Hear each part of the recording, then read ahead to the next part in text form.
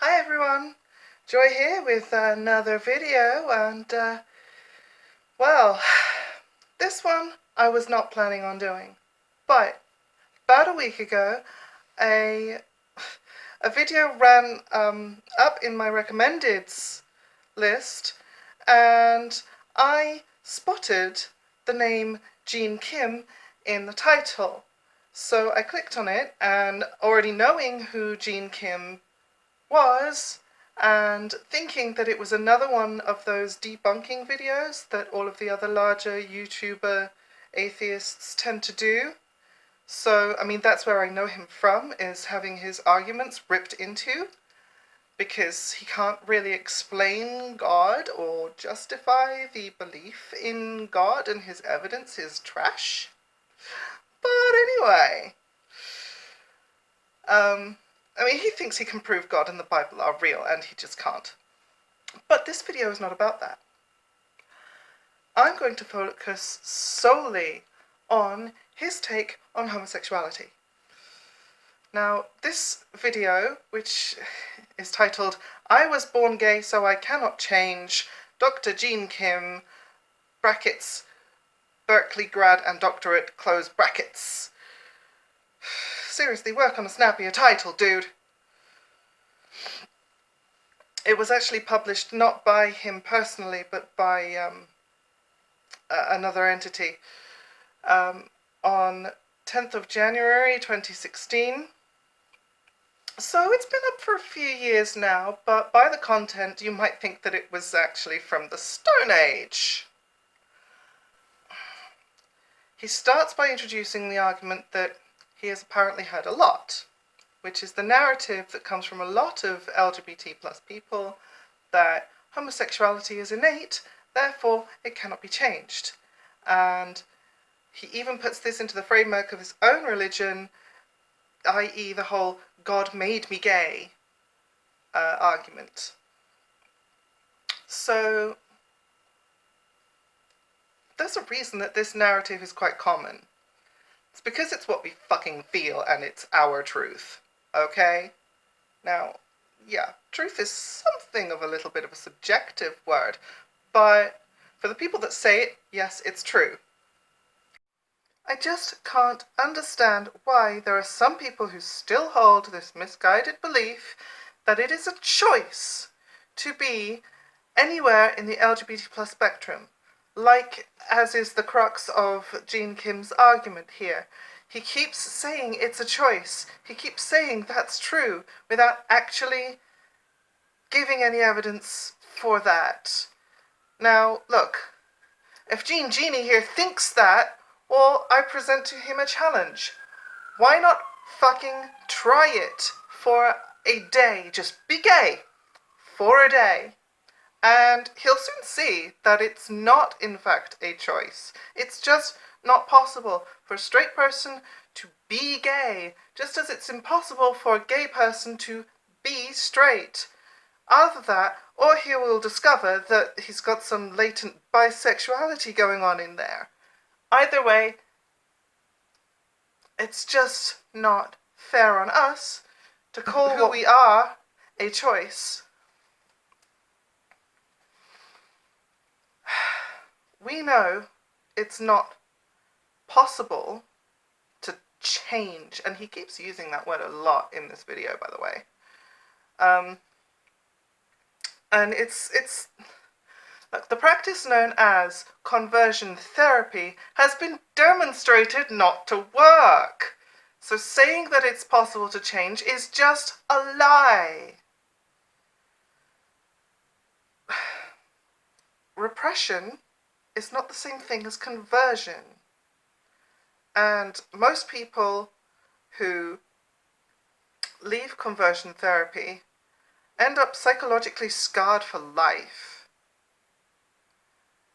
This is the real dangerous part of his rhetoric here, because it's this that he's inadvertently advocating for, and it's so harmful to people.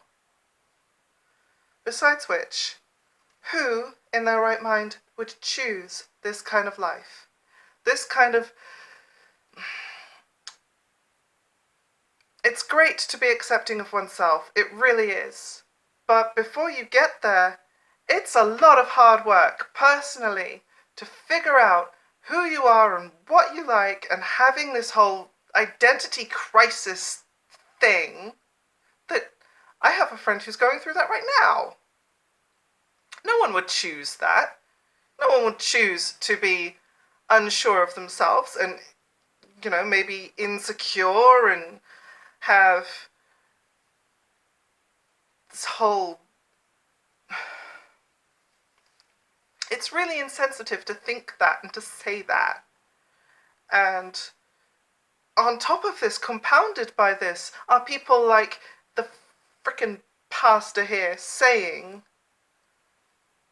that it's possible to change, that, you know, this is a sin, that we have to justify our existence every damn day, some of us, to people like this. Some of us have to hide in the shadows, like in very strict Sharia law ruled places. No one chooses that kind of mistreatment.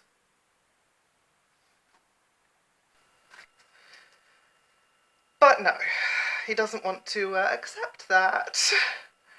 So he gives the example of a geneticist who he doesn't even name, he doesn't cite any sources or anything like that. He just says a geneticist who went looking for the gay gene and couldn't find it. And he just dismisses the whole idea that genetics play a part in homosexuality's cause because of that one little anecdote. Now, this is really, really... I mean, it's annoying for one thing, but, I mean, it's not so open and closed as what he might think. He makes the mistake of dismissing this theory, this hypothesis, because of the lack of evidence. But he's not taking into account the fact that geneticists might not have found anything conclusive yet. They are still looking, okay? And they're looking at factors that might involve more than just one gene. Many genetic factors could be involved. Many prenatal factors, which could be considered environmental or biological, could be involved, but it would still be a case of being born this way as a homosexual. I mean, the truth is that we just don't know, okay? And that's why the search continues, and the scientific community doesn't just stop there. They don't just stop researching because, oh well, we don't actually know. Like, that doesn't happen. And what's more is that it can't just be dismissed as incorrect just because the evidence hasn't been found yet. So he then moves on to talk about people's brain sizes, that homosexuals have different size or shaped brains, but instead of proving it with brain scans or cadaver studies, no, he goes and turns to Romans chapter 1. Now, whether you believe this book or not, you cannot use it as a science textbook. It just does not work that way.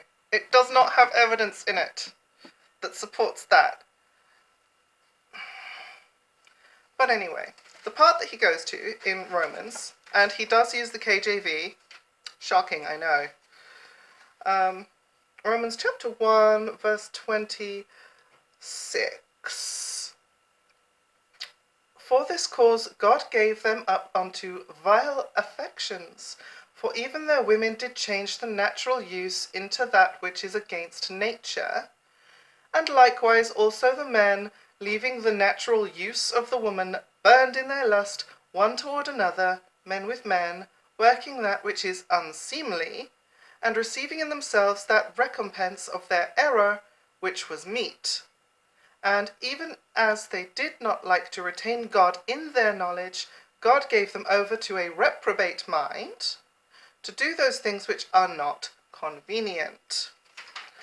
Now, first of all, some criticisms about that passage. Natural use of the woman.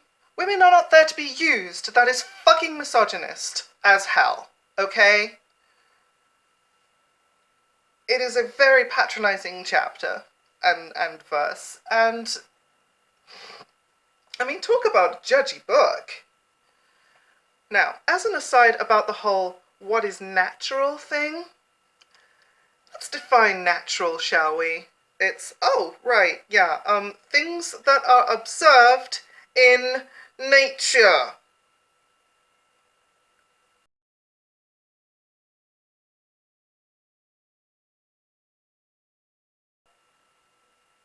He makes the argument that these people mentioned in the Bible, chose to turn from God, and that's why he made them gay.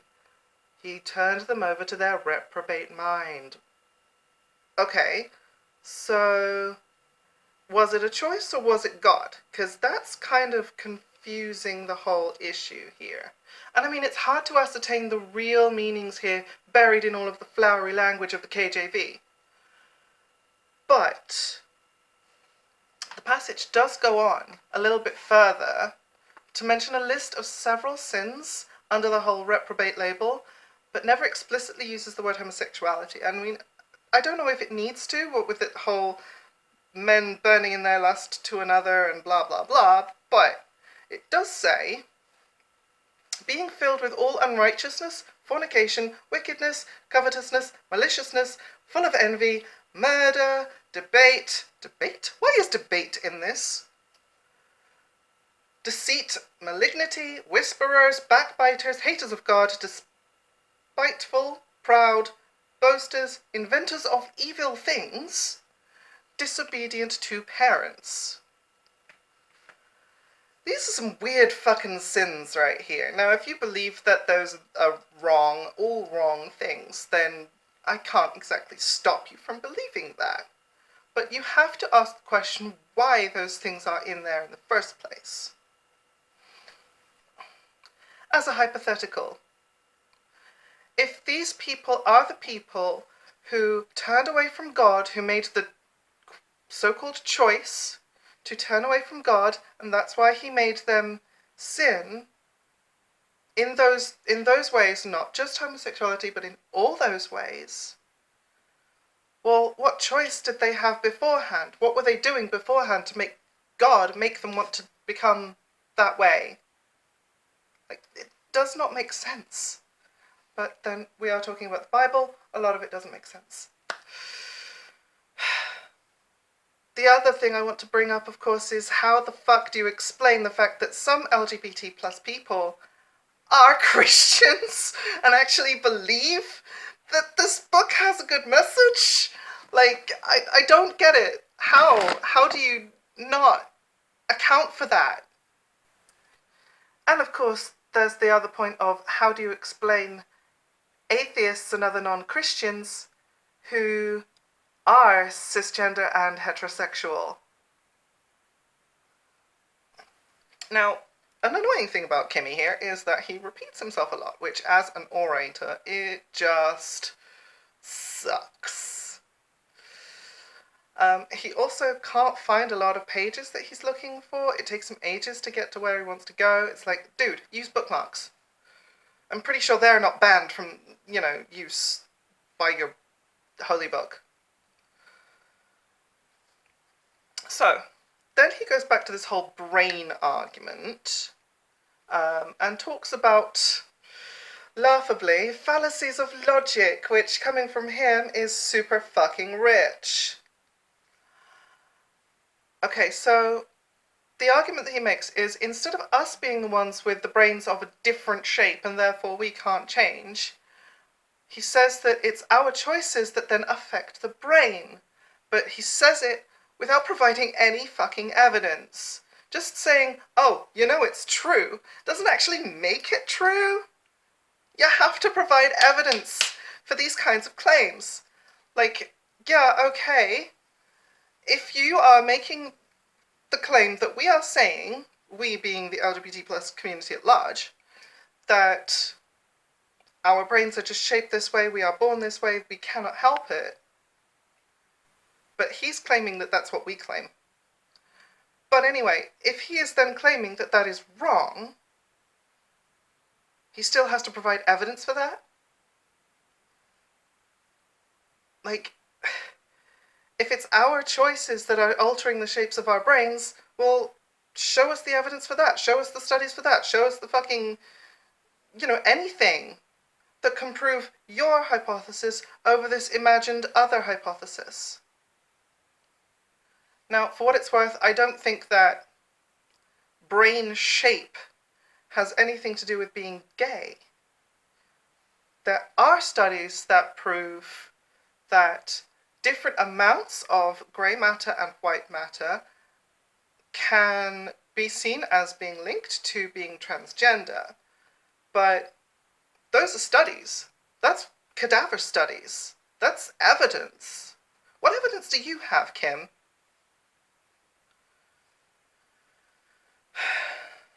Then he makes this really awful comparison with porn. He thinks, apparently, that it's the same with pornography, that exposing oneself to pornography is going to make them drug addicted. He actually says drug addicted. Now, I don't think he means that. I think he just means addicted. But it's not. There are some people, yes, who do find porn addictive. When it takes over their lives to such an extent that it is debilitating. That is the definition of an addiction, when you are using a substance or a behavior to an extent where it debilitates the rest of your life. However, most people watch porn and live perfectly normal lives, unencumbered by their lustful thoughts for porn. And it's just really disingenuous to paint everyone who looks at porn as an addict. Apparently he thinks homosexuality is an addiction of some kind, which, again, is not true. I mean, I'm not addicted to dicks. It just doesn't... It's not the same thing. He then talks about people who, using their, and I'm going to quote him, wrong behaviors, have wired their brains to this apparently new physiology. And those people that abstain from those so-called wrong behaviors by, doing right behaviors, again, subjective to him as to what right and wrong are, or at the very least to his holy book. He says that they can rewire their brains by abstaining from the wrong behaviors and participating in the right behaviors. Now, I'm just gonna blow that up completely out of the water for a second, because I'm very sure I was quote-unquote wired to fancy guys long before I slept with any, long before I did anything actually gay.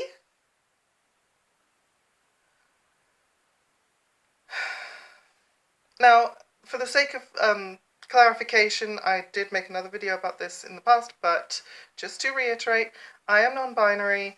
I don't consider myself homosexual, but I do consider myself gay because there is no such thing as heterosexual for a non-binary person.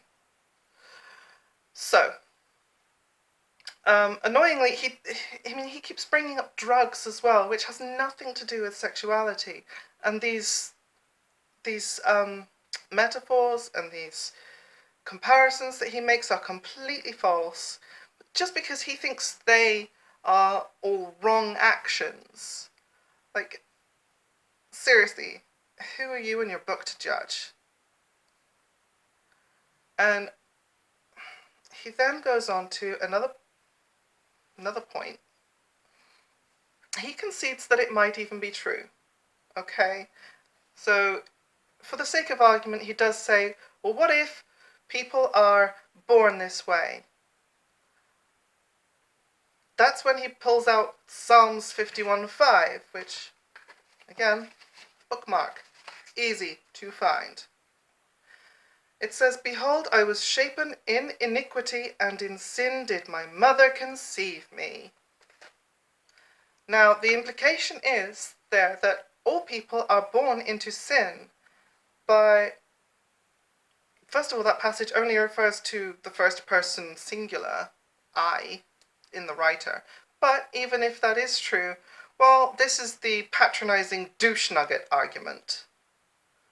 Just because this book condemns me and LGBT plus people as a whole as sinners doesn't make it true. First, you have to prove that. You have to prove that the Bible is true. But let's grant for the sake of argument that it is, just like you granted for the sake of argument that homosexuality is innate.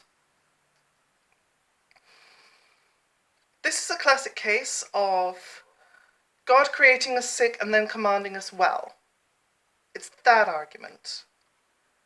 So why should I or anyone go against what is natural to us? I'm saying that being gay is natural and being trans is natural to me and to some other people.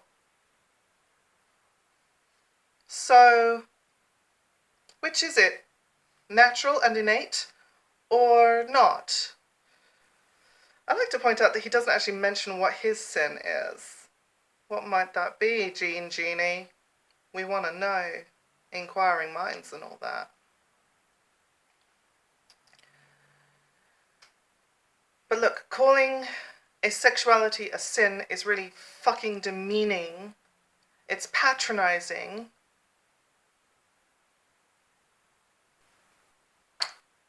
And he accuses us, LGBT plus people, of not wanting to be accountable for our own actions. But wait, I'm perfectly fine with the choices that I've made and the consequences of my gay trans actions. What about the consequences of him spouting his mouth off at all of this, with all of this anti-gay rhetoric that just galvanizes people who hate on us and gives them a sense of justification the next time they might decide to call us abnormal or even start to act on that by committing acts of violence against us for that belief. Like, your actions also have consequences. And Jeannie here just doesn't want to even think about that.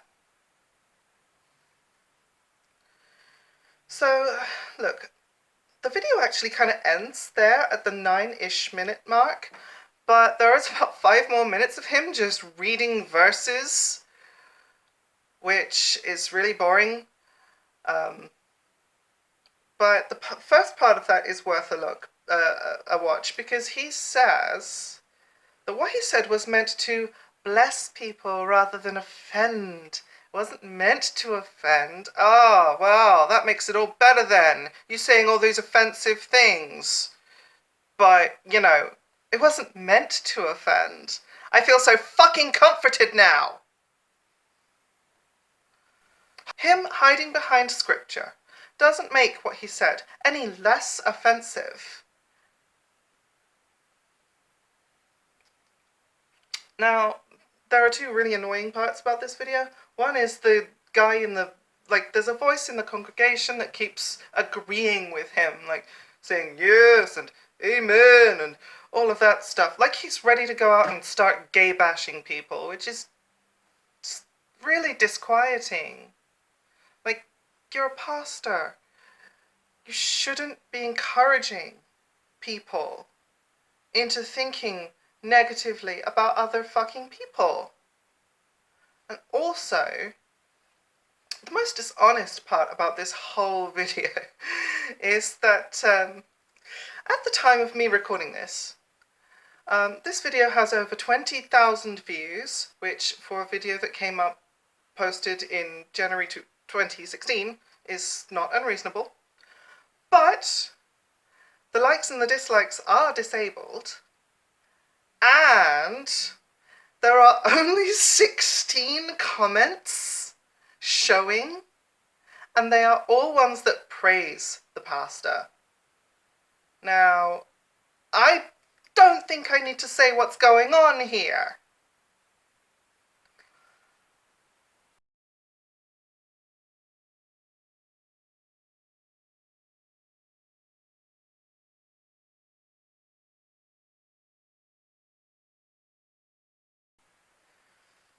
I plan on leaving a link to this video in the comments section of that video once it's uploaded, but I don't hold out much hope for it staying there long.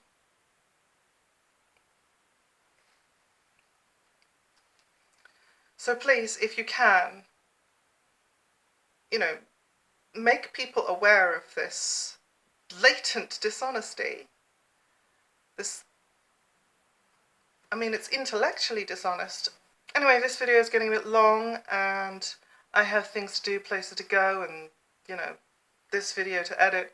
So, see you soon. Bye.